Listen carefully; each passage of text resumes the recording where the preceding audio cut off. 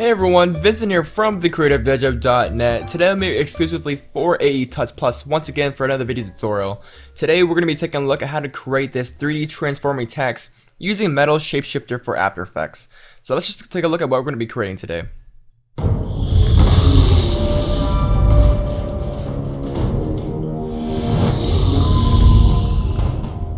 So pretty cool if you ask me, and the techniques involved in this animation is actually very basic and simple. So with some pretty basic techniques you can create some pretty interesting stuff. Now I also did a second example. This is my primary render that I did originally, and this one's a little bit more worked on, a little bit more tweaked and enhanced. So let's just take a look at this one.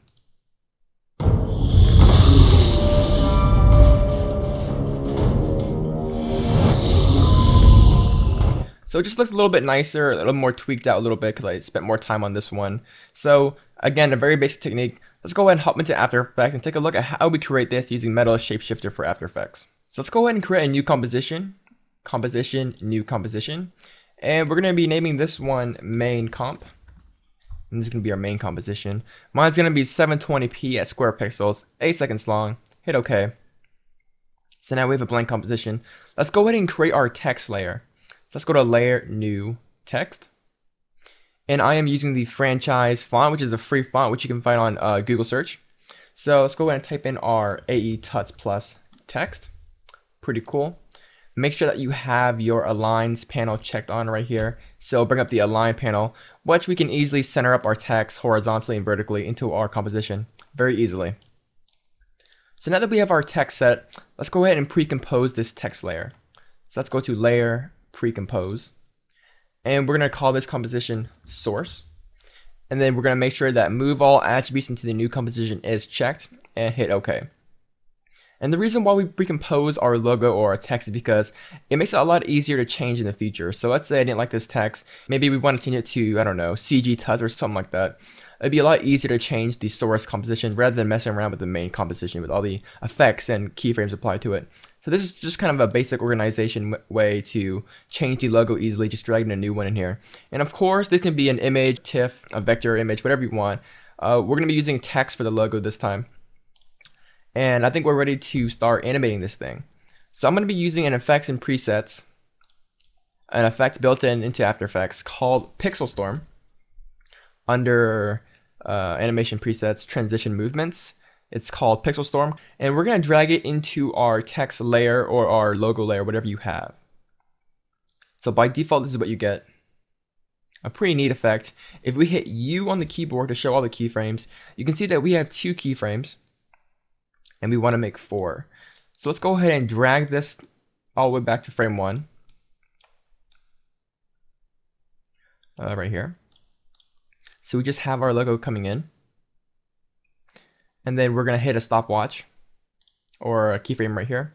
Move to the end and go ahead and copy this keyframe. Take Control Command C and just paste this keyframe over here. So essentially what we have is our logo is going to come in. It's going to stay still, and then it's going to disperse out like this. And we want to adjust these keyframes so we have this nice long transition in, and we want to stay solid for about a second or so, and then fade out. So somewhere around there. And I'm going to easy ease these keyframes by hitting F9 or right clicking Keyframe Assistant, easy ease. Just so we kind of ease into our final position so nothing is too abrupt. So now that we have everything all set up, let's go ahead and close this. And let's go back to our main comp. And let's go ahead and take a look at what we have.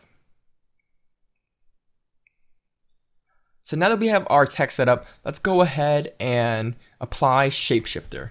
Now Shapeshifter is a paid third-party plugin by Metal. You can purchase it at Metal's website. Links will be in the video description down below on AE Tuts Plus. But this is a really great plugin for After Effects to create some nice 3D and extruded stuff within After Effects.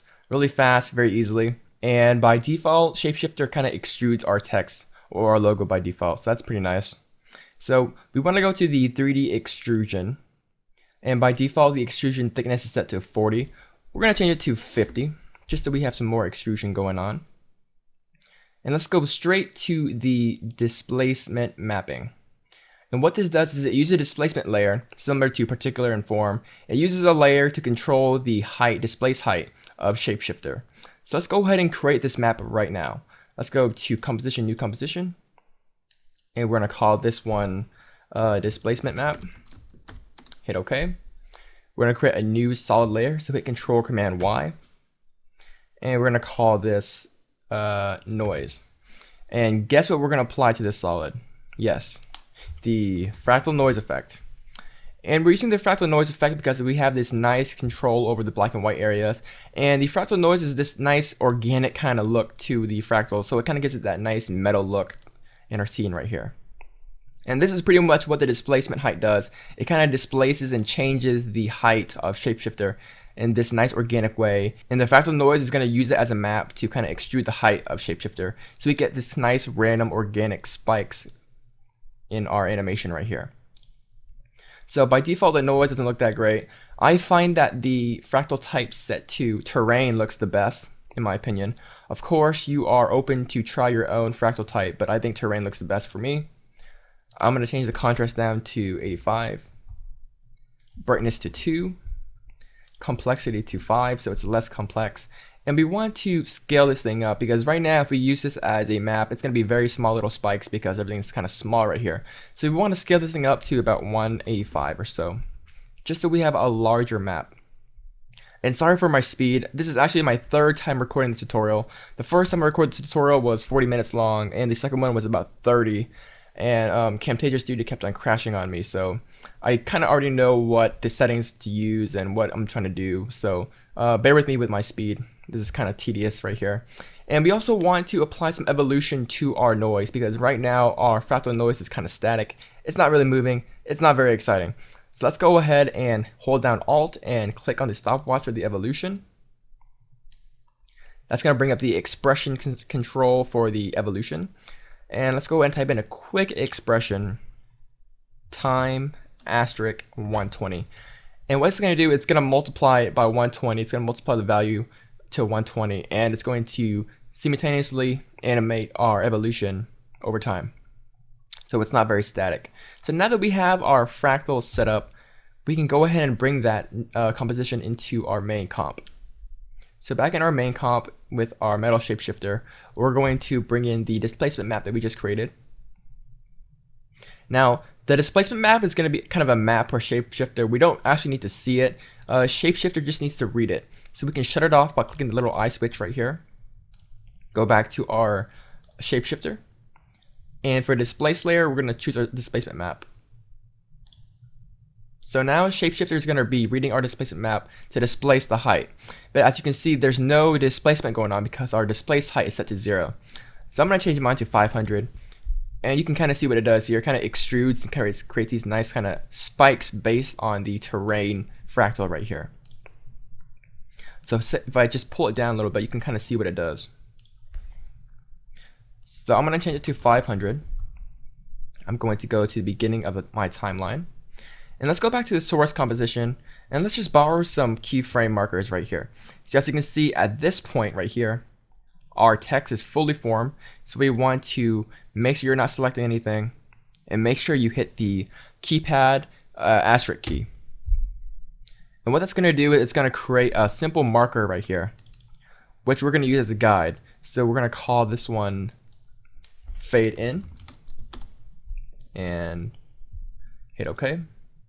And then over here, we're going to hit the asterisk key once again.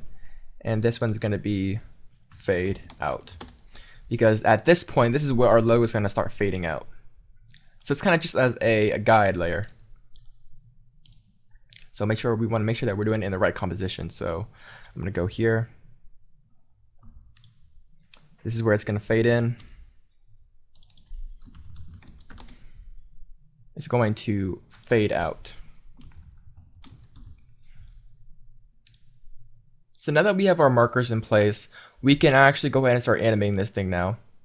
So let's go back to the source composition, and we can go to the displace height, hit a keyframe, stopwatch, hit U on the keyboard to show all the keyframes, and we want to just make some room here. So let's go ahead and close these parameters.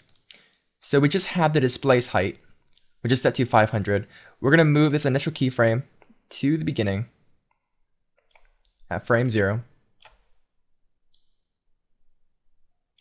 And we're going to be using the fade in and fade out markers as a guide. So let's go to the fade in marker right here. You can use page up, page down to kind of navigate through by frame. And at this point, our text is fully formed. So we don't want any displaced height. We want about maybe 10 or so, just so we can have this texture. And then we can go to the fade out time, change it to 15 so there's not that much displaced height going on. And then once we fade out, we're going to set it back to 500. And you're going to notice that we're going to be using these fade in, fade out markers quite a bit. We're going to do most of our keyframing and animation with this kind of template laid out right here. So I'm going to easy ease these keyframes by right clicking Easy Ease Assistance or in Easy Ease, or hit F9. So things are just going to smoothly come into formation. So we just have this basic extruded kind of messy look going on. So now we're ready to move on to the deformations. And deformation is pretty much where we start to mess up our logo.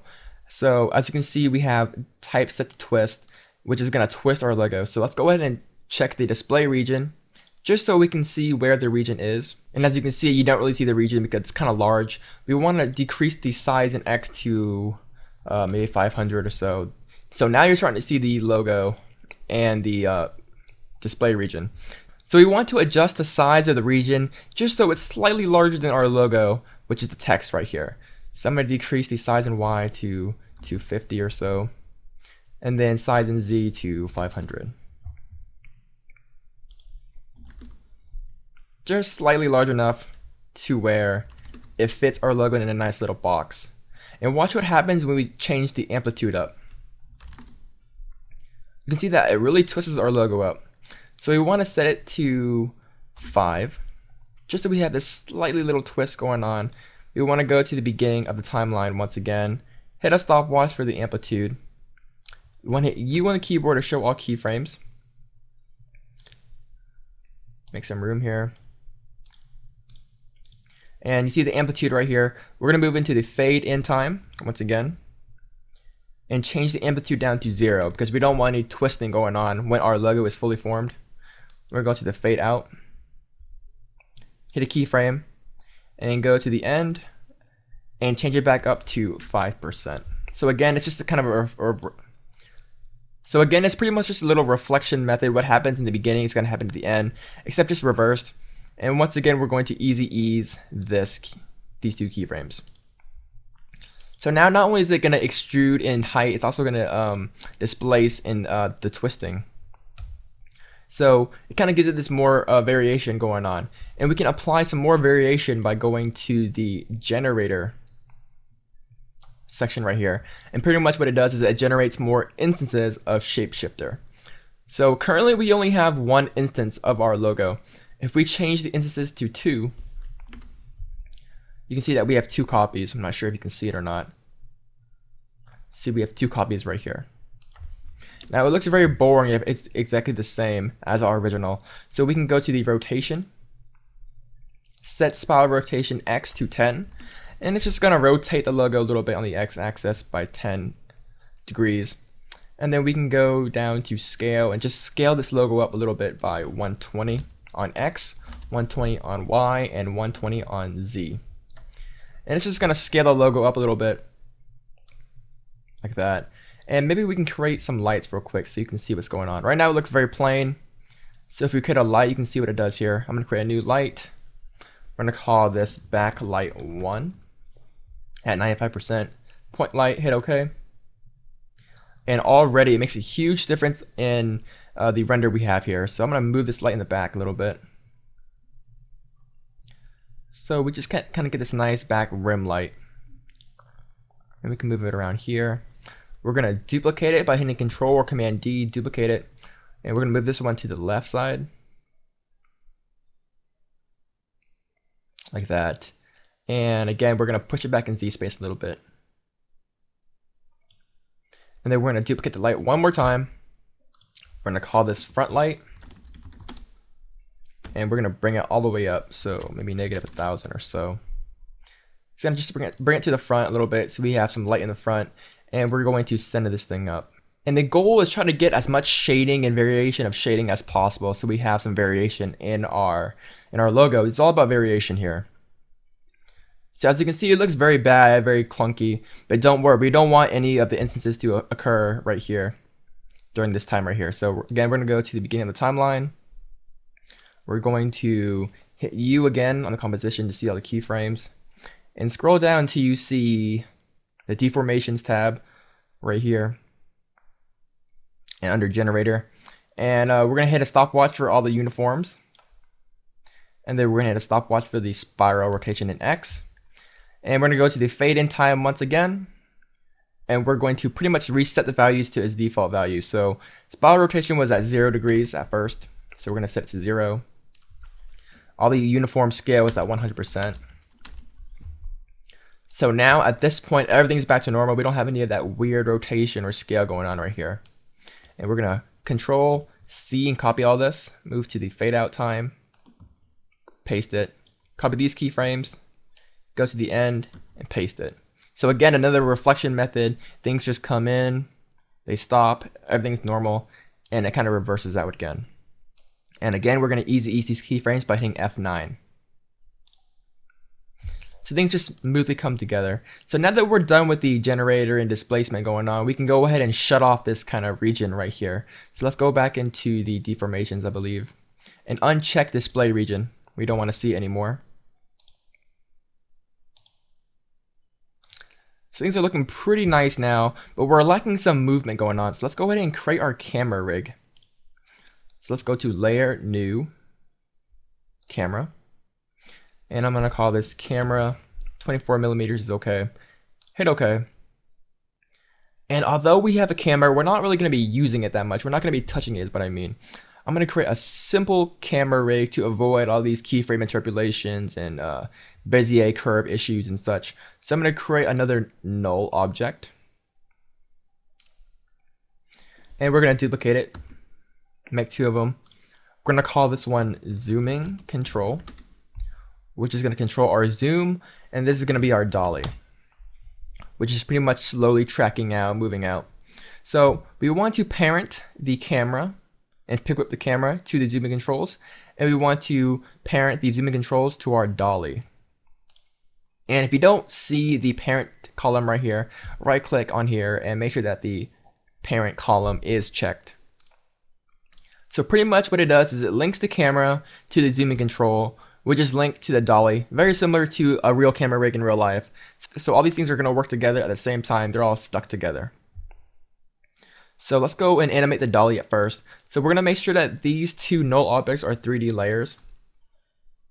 So toggle the switches, make sure they're 3D layers, so we can animate them in the Z space. I'm going to hit P on the keyboard to bring up the position of the dolly, hit a stopwatch for the position, go to the end, and then we're going to change this one to -150. So we're kind of zoomed in here, and then over time, the dolly's going to move out. So we get some subtle movement, and maybe change this one to 150 in the Z axis. So we just get some simple tracking going on. So now that we have that set up, let's go ahead and move on to our zooming controls. And in the original demonstration, you can see that we start all zoomed in to our mesh right here. We zoom out, the dolly takes on, and then we zoom back in. So let's go ahead and set that up. We're going to the zooming controls, hit on P once again. We're going to start, maybe right here, and let's pick a nice spot so we can kind of see where we're working with right here. And we're just going to zoom in and find a nice spot, maybe 650. Somewhere around there is pretty good. So we're going to start there at the very beginning. So go to the beginning of the timeline, hit a keyframe stopwatch for position, and at fade in, once again, at this point our text is fully formed, so we want to change the position to 0. Same with the fade out, set it to 0. And then at 8 seconds at the very end, we're going to zoom back in to 750. So basically, we are all zoomed in, we're zooming out, and then we're going to come to a stop. Except we're not actually stopping because our dolly is still dollying out, kind of panning, zooming out a little bit for us. So we get this kind of slowly zooming out so we don't have stillness going on in the scene. And then again, our zoom controls takes control and we just zoom back in. And once again, we're going to easy ease these keyframes. So now that we have our simple animation set up and we have our basic movement going on, I think we're ready to start enhancing this thing a little bit to make it look a little bit nicer. So we can go back to the shapeshifter. And now we can play around with the material properties. If you're proficient in Cinema 4D or 3ds Max or any other 3D application, you pretty much know what all these do. I'm going to make my logo a little bit darker. I'm going to set my diffuse to 20. So it's going to be a little bit darker. And then the specular is pretty much the highlight hotspot of the logo right here. So I'm going to set mine down to 42. And maybe metal to 80%. Just so we have a darker logo. And now we can start making this thing look a little bit nicer. So as you can see in our whole scene right here, we have a lot of movement going on. In real life, you would expect to see some motion blur because this thing is too smooth. It looks too clear and sharp. And we want to create some nice motion blur. So I don't think that Shapeshifter works natively with the native motion blur in After Effects. So we're going to have to create our own motion blur by using CC Force Motion Blur. So I'm going to create a new adjustment layer. And I'm going to call this one Motion Blur. And you can use CC Force Motion Blur. It comes shipped with After Effects, works very well. Except I have a better alternative, and it's a third-party plugin, so you probably won't have it. It's by Revision, and it's called Real Smart Motion Blur. And the reason why I prefer it is, first of all, it's 32 bits. It's really fast to render, and it gives me better realistic results. But of course, I don't want to emphasize that you have to use third-party plugins. You have the option to use CC Force Motion Blur, so don't go out there and be like, oh, I don't have the third-party plugin. I can't create this effect. So with Real Smart Motion Blur, I'm going to set my motion blur amount to 1. And as you can see here, we have a lot more realistic result with motion blur. Shapeshifter looks really amazing with motion blur on, so you need to make sure that you apply some sort of motion blur, especially with some crazy movements like this. So with motion blur, it looks a lot nicer. I'm going to set the sensitivity down to 60. We don't want it too sensitive. And again, if you're using CC Force Motion Blur, play around with the settings, but luckily for Motion Blur, we don't have to necessarily animate the blur amount or anything like that. So the Motion Blur is all set, ready to go. So I'm going to create another new adjustment layer. New adjustment layer. And we're going to be calling this one Shine. And guess what plugin we're going to be using for this? We're going to search in Shine under Trapcode. Now again, this is a third-party plugin, but again, you do not have to use Shine. There are a ton of alternatives for Shine, such as CC Light Ray and CC Lightburst. They all do the same thing, but again, I have Shine. It works a lot nicer for me, and I'm going to use Shine. So I'm going to change the transfer mode to Add. So it's going to add our Shine into our logo right here. And then I'm going to change the boost light to about 4. It all kind of just depends on the lighting of your scene. But I think about 4 is about right. And the ray length should be about 6. So we have this intense amount of rays right here.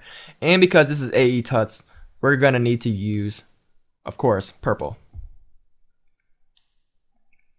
So I'm not quite sure where the purple is on AE Tuts, but I'm going to guess it's somewhere around here. And then for the midtones, we're going to sample it and choose something very similar, but a little bit lighter. So something like this. And of course, we're going to be animating the shine once again. So for shine, we're going to hit a stopwatch for the boost light. Hit U on the keyboard. We're going to move this keyframe to the beginning of the timeline. Go to the fade in. Set it to 0. Go to fade out, hit a keyframe, and then go to the end, and we're going to set it back to 5. And again, we're going to easy ease these keyframes, hit F9. So now we have our nice boost light to kind of enhance and add some light to the whole animation. Maybe you can even change it to about 7 or so. Again, it all just depends on your lighting. So now we have the nice motion blur set up, we have the nice shine set up. One thing that I did in the original demonstration was apply a nice blur. As you see here, we kind of start off all blurred. We come in, and then we come out with a nice kind of lens blur. We can see some of that bokeh in here. It's a really nice effect, and you can do this by applying a lens blur. So I'm going to create a new adjustment layer, and we're going to call this one blur. And once again, I'm going to be using a third-party plugin, but again, I have to emphasize that you do not need to use a third-party plugin. There are many ways to create this effect without third-party plugins, but again, I use them for ease. So you can use lens blur, which does the same thing, except it takes a little bit longer to render. I'm going to be using a plugin called Out of Focus, and I'm not going to pretend and know how to say and pronounce this name right here, but the plugin is called FL Out of Focus, and it's a 32-bit plugin. So we're going to drag into the blur adjustment layer, and I'm going to set the radius to 5. You can see what it does here. Kind of blurs it out. So we're going to go to the beginning of the timeline, and we're going to change this to 50. We're going to hit a stopwatch for the radius. And then we're just going to make the blur last for half a second to a whole second. We don't want the blur to last forever, and we certainly do not want the blur to last from the beginning to the fade in point. We want it very short. So hit a keyframe there and set it back to 500. Of course, if you're using the CC lens blur, you're going to need to play around with the radius size and the focal length. But essentially, this is pretty much what you do. Create a basic blur. And just when it comes out, so right when it's ready to come out, you want to blur it out. So that's about right. Something very subtle like that. And this is pretty much how you create the nice extrusion right here. So now we're pretty much done with the animation itself. Let's go ahead and focus on some last minute tweaks and enhancements to this thing. So I'm going to create a new composition. I'm going to call this final comp. Hit OK. And we're going to drag in the main comp that we were working with before. Drag that in. And here in this composition, I like to do a lot of color correction, a lot of opacity keyframes and such like that. So let's go in here. Let's hit T in the keyboard and do some basic fade-ins. I like my animations to fade in a little bit, so hit a stopwatch at 0 opacity. Bring it to 0. In the course of about 1 second, we want to change it to 100. Go to the end right here. Hit a stopwatch. And then at the very end, we're going to set it to 0. So our animation is kind of just going to fade in a little bit, and then it's going to fade out at the very end. Just so nothing is too abrupt. And we're going to, again, easy ease these keyframes. So now we have some simple fade in, fade out. And then we're also going to apply a basic color correction. So let's create a new adjustment layer. We're going to call it CC for color correction. And this time I'm not going to be using a third-party plugin like Magic Bullet Looks or Mojo. I'm actually going to be using the standard curves effect. Bring that in, apply a basic kind of contrast, S-curve, something like that.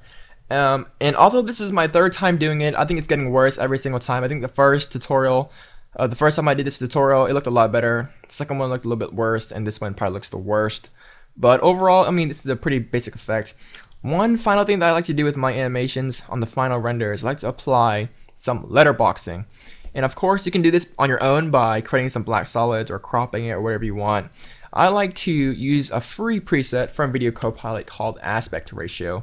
And again, this is a free preset from Video Copilot. Link will be in the video description. I'm going to drag in the 16:9 aspect ratio onto our main composition. And this is totally optional. I'm going to change the aspect ratio to 2.4, and that's just going to create these nice black bars just for the heck of it. I don't know why. And right now our background is transparent, so for the sake of our insanity or our sanity, we're going to create a new solid. We're going to call it BG, make it black, hit OK, and we're just going to put it in the background just for the sake of it, because I don't like to render anything transparent if I don't have to. So now we have our background layer in there. It's looking pretty good. And this is pretty much how you create the nice 3D transforming logo. It kind of reminds me of the Transformers logo. Let's go ahead and RAM preview this real quick.